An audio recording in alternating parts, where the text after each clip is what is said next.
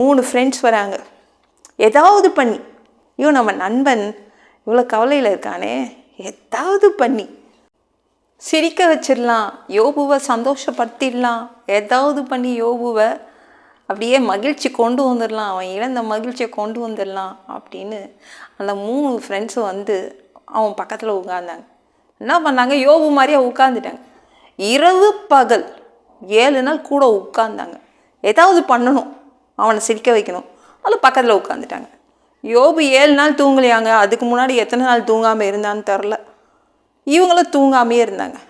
அப்படியாவது அவன் சிரிக்கட்டும், நம்ம யோபு சிரிக்கட்டும், சந்தோஷமாக இருக்கட்டும், எவ்வளோ தூரத்துலேருந்து வந்திருக்கோம், சிரிக்க வச்சுட்டு போயிடுவோம் அப்படின்னு நினச்சி உட்காந்து பார்த்தாங்க. 7 நாள் ஆச்சு. 8வது நாள் கூட யோபு தூங்கலை, அதே மாதிரி தான் உட்காந்துட்டு இருந்தான்.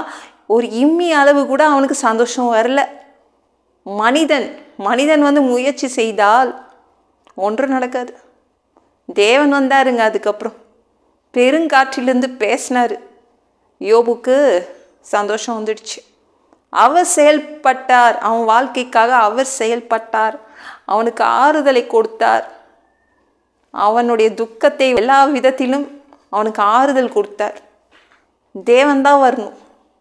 உங்கள் துக்கத்தை சரி பண்ணணுன்னா தேவன் வந்து தான் சந்தோஷப்படுத்தணும்.